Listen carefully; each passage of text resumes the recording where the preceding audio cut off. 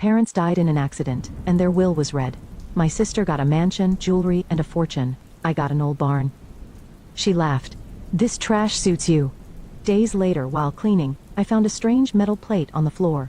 I lifted it and discovered a hidden staircase leading underground. The sky over Austin, Texas was gray, and the rain the weather forecast had predicted finally began to fall.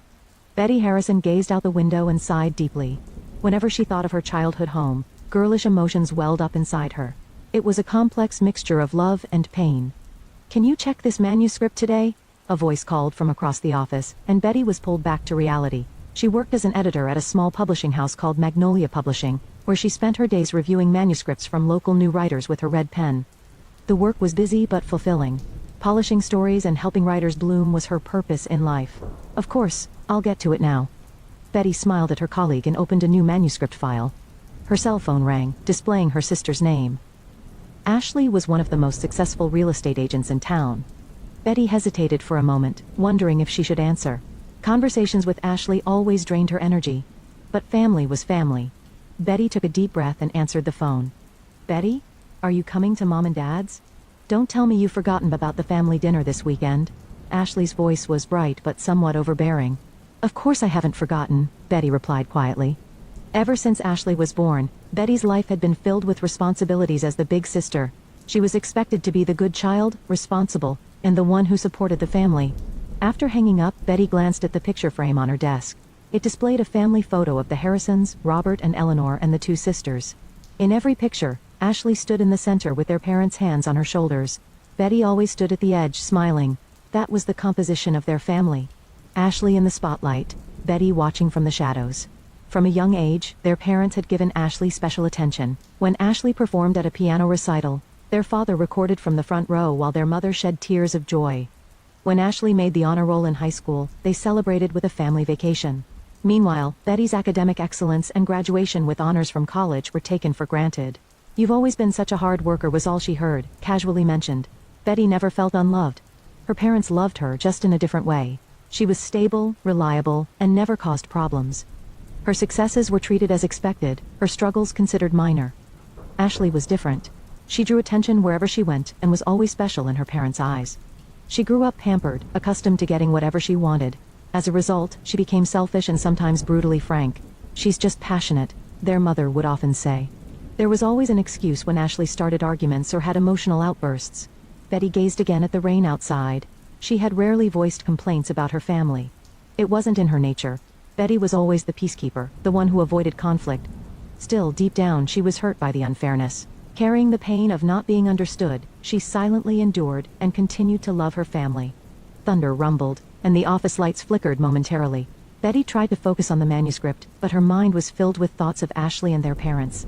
The weekend family dinner would surely revolve around Ashley's recent big real estate deal. Her mother would proudly talk about Ashley's success, and her father would toast to her. And Betty would smile, applaud, and say, "I'm proud of my sister." That was her role. As always. What Betty could never have imagined was that the family dinner would never happen. The next afternoon, her office phone rang, and a solemn police officer's voice informed her of her parents' car accident. Hydroplaning on the rain-soaked road. Drifting into oncoming traffic. They died instantly, she was told.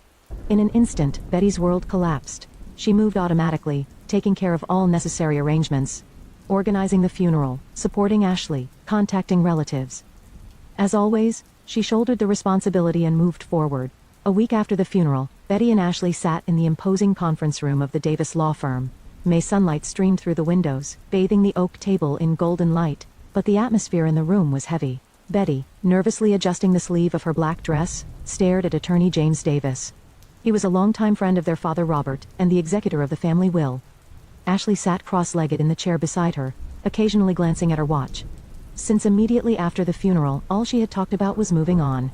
"Now, I will read the will of Robert and Eleanor Harrison." Davis adjusted his glasses on his nose and pulled out official documents from a folder.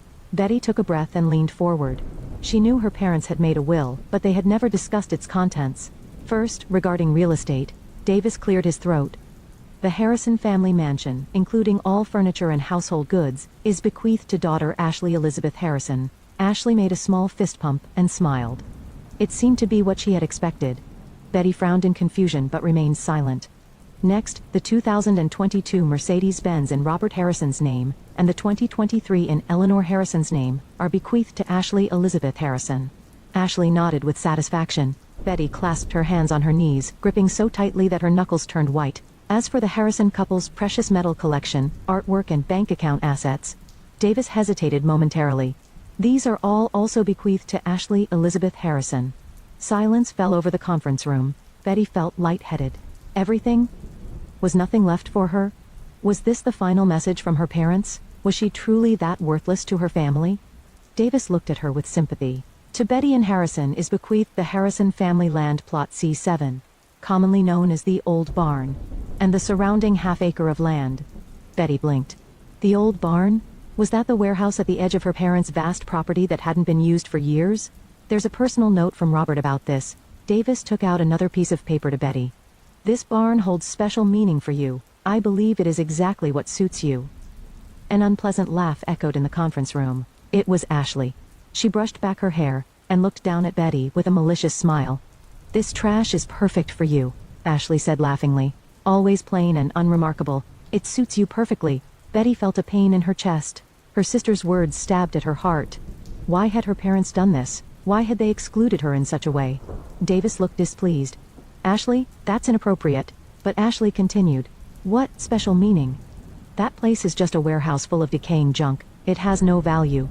Betty quietly stood up and took the barn keys from Davis. She made a desperate effort not to show her emotions. Thank you, Mr. Davis. I respect my parents' wishes. Leaving the conference room, Betty encountered several relatives in the hallway. Their expressions showed sympathy.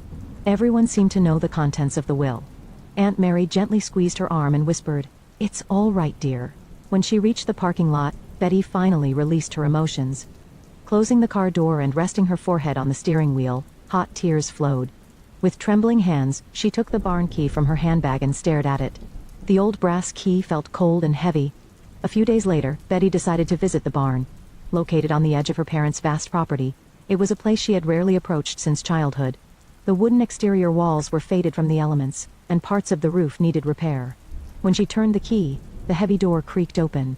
Inside was dusty, and the air smelled of old wood and metal. Lights streaming through the windows cast various shadows on the floor. What a place, Betty murmured. The barn was filled with old farm equipment, unused furniture, and cardboard boxes. Her shoulders slumped.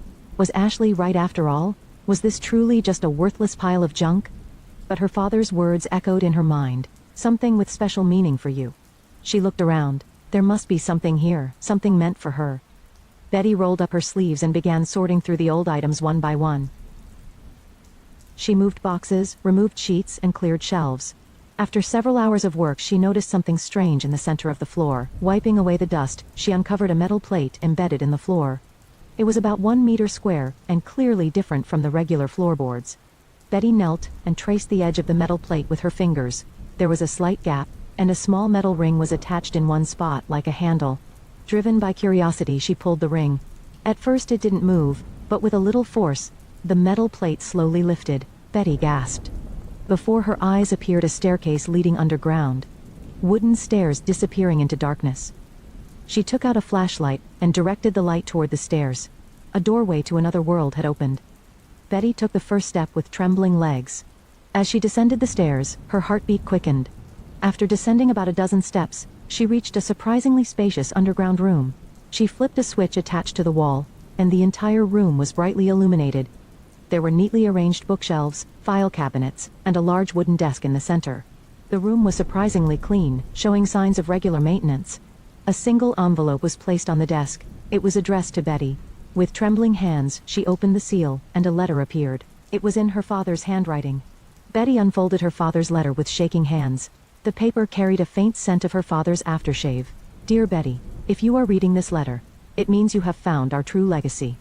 This room is the real treasure of the Harrison family, a place where our souls reside, hidden from the outside world. There is a reason I left you this barn. I believe that only you, not Ashley, can understand the value of this room.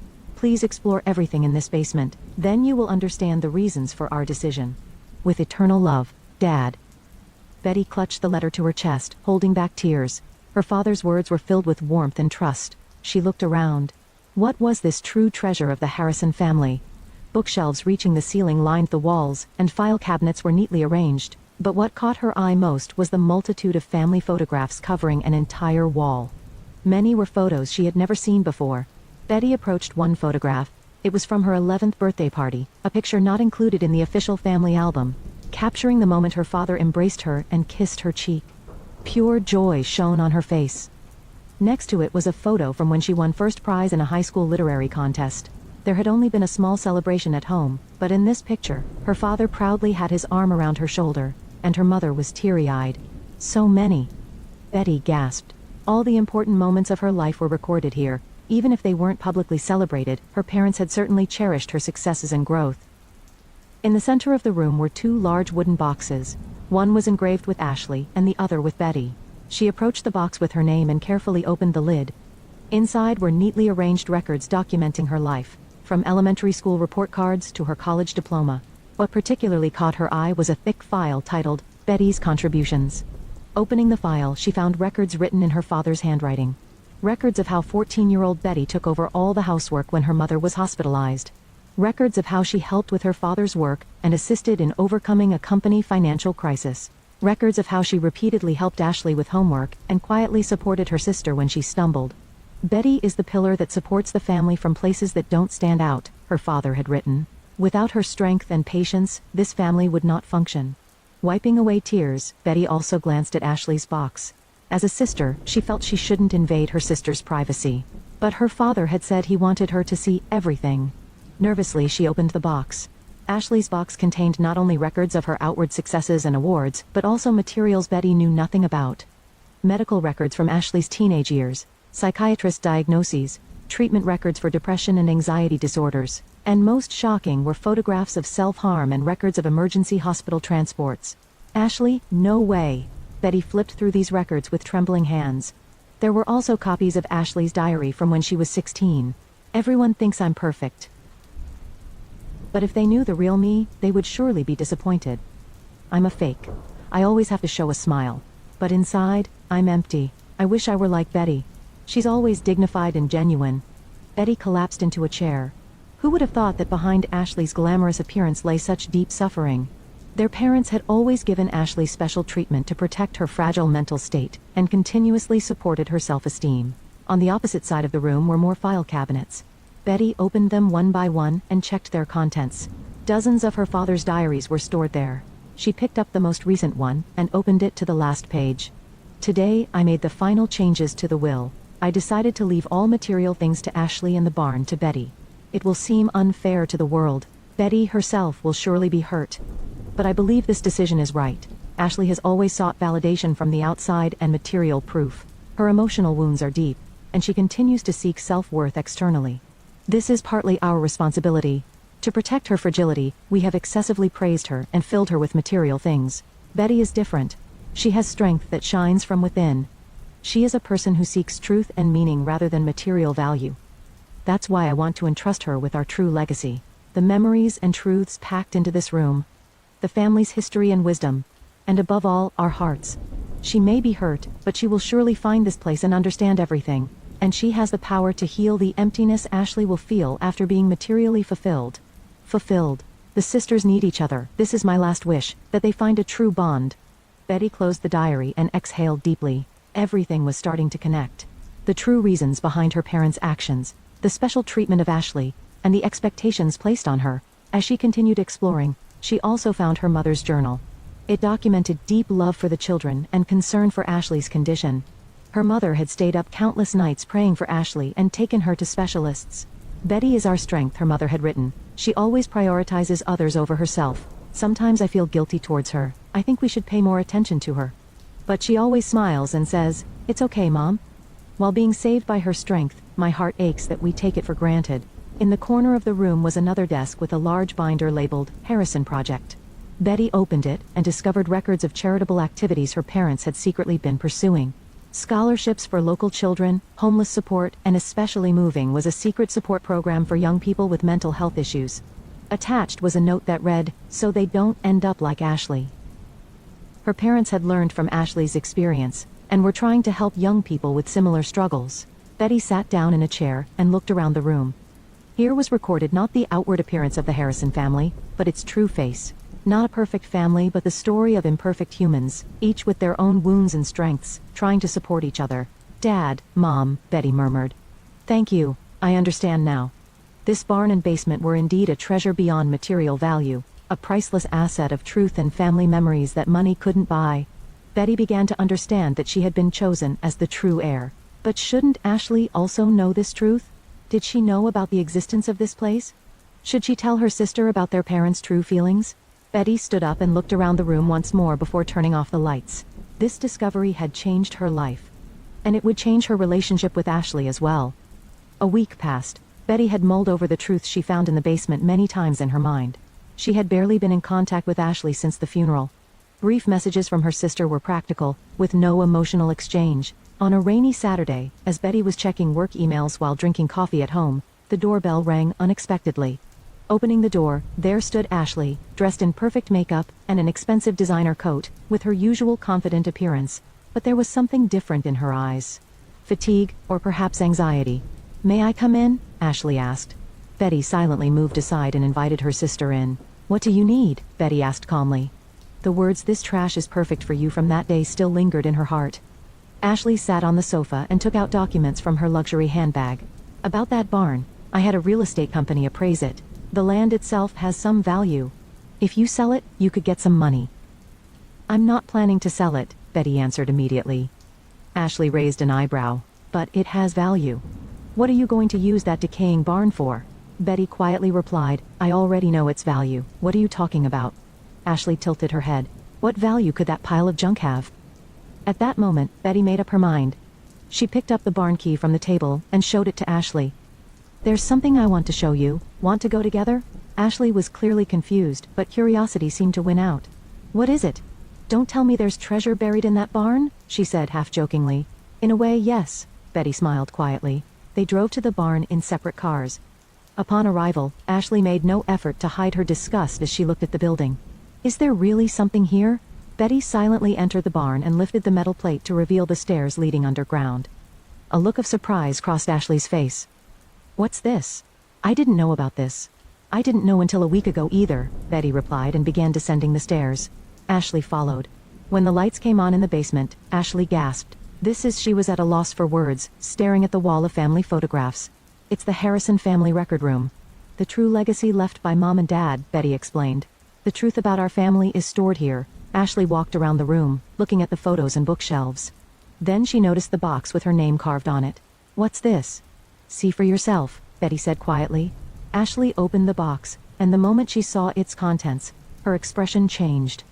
Her past treatment records, diaries, and evidence of self-harm were neatly stored there. What is this? Her voice trembled. This is an invasion of privacy. How could such things? Mom and Dad knew, Betty said gently. All your suffering, my secrets like this. Ashley cried out with a mixture of anger and shame. Who saw this? Who did you tell? I haven't told anyone, Betty answered quietly. I only found out recently myself. Mom and Dad kept this secret to protect you. Tears welled up in Ashley's eyes. I can't believe it. After seeing this, what do you think of me? Weak, broken? No. Betty approached her sister. Seeing this, I finally understand you. Ashley stared at Betty with confused eyes. Betty took their father's diary and read aloud the parts about Ashley. The real reasons their parents had given Ashley special treatment. The numerous decisions they had made to protect her mental state and support her self-esteem. Just to protect me? Ashley displayed an expression of disbelief. Betty nodded and now took out a file titled Ashley's Kindness. Look at this too. The file documented moments when Ashley had unknowingly helped family and others. How she had secretly contributed savings for their father's medical expenses. How she had delivered flowers to the hospital every day when Betty was sick. How she had anonymously given scholarships to neighborhood children. This? Me? Ashley's voice was small. Mom and Dad knew? They saw everything, Betty answered with a smile. Your suffering, your strength, your kindness. A long silence fell over the room. Ashley sat down in a chair and covered her face with her hands. Her shoulders began to shake. She was crying. I was always scared, really, Ashley confessed in a trembling voice. Feeling like I wasn't enough. So I always had to be perfect. Betty sat next to her sister and gently put an arm around her. I know, now. My bad attitude, my mean words. I'm sorry for hurting you. Ashley looked up with red eyes at Betty. You were always strong, never shaken by anything. I was jealous. I was just pretending to be strong, Betty answered honestly. I was hurt that you always got the attention while I was hidden in the shadows, but now I understand. We were just suffering in different ways. Ashley picked up the siblings' special folder, and they began to go through it together. It documented the intersections of their lives, moments when they supported each other, and their parents' deep love. They were wonderful parents, weren't they? Ashley murmured. In ways we never knew, they did so much. They weren't perfect parents, Betty said quietly, but they did their best. The two spent hours in that basement, reading records, sharing memories, sometimes laughing, sometimes crying. Hearts that had been closed for a long time gradually opened. What now? Ashley finally asked. This place, these records, Betty smiled. This is our true inheritance. Let's protect it together. Ashley took Betty's hand and squeezed it firmly. Together, she agreed. I'm sorry I said we should sell this barn. It's a special place. The sisters climbed the stairs and returned to the outside light. The sky was clear, and the sun bathed the old wooden barn in golden light. They stood side by side, feeling the beginning of a new understanding and reconciliation in the silence. A year later, the barn had been completely transformed. The weather-beaten old exterior walls had been repainted, the roof repaired, and large windows added. A warm wooden sign that read Harrison Books and Cafe hung at the entrance. We've got more customers again today, Ashley called from behind the counter. Her hair was pulled back in a ponytail, and she wore a simple apron. The flashy jewelry and expensive brand name outfits from before had disappeared. Betty paused from organizing the bookshelves and responded with a smile. The local writers' circle is coming today, so we need to prepare. This small publishing cafe they had opened had become a popular spot in the community. Ashley used her real estate knowledge to manage the place and handle the business side, while Betty used her editing experience to support local writers. A small publishing space was also set up in one corner of the cafe, becoming a base for writers dreaming of self-publishing. The basement was preserved as the Harrison family record room, a special place just for the two of them. Sometimes after work, they would go down to the basement, drink wine while reading their parents' records, and share memories. How was therapy today? Betty asked while making coffee. Ashley smiled a bit shyly. It was good. Dr. Reed praised my progress. A few months after their reconciliation, Ashley had started psychotherapy. She faced her inner self and gradually released her attachment to appearances and materialism. Even more surprisingly, she had begun to publicly share her past issues, and was now speaking at mental health awareness events at local high schools. Will you look at the draft for next week's speech? Ashley asked while opening her laptop. I'm still a bit anxious. Of course, Betty answered kindly. But your words are strong enough. Have confidence now. Sunlight streaming through the cafe windows warmly illuminated them both. Photos of their parents decorated the wall, and next to them hung new pictures of the sisters, Betty and Ashley, smiling with their shoulders touching. Their expressions showed a natural warmth that hadn't been seen before. I sometimes think, Ashley said, holding her coffee cup with both hands, what would have happened to us if Mom and Dad had divided the inheritance normally? We probably wouldn't have the relationship we have now, Betty answered frankly.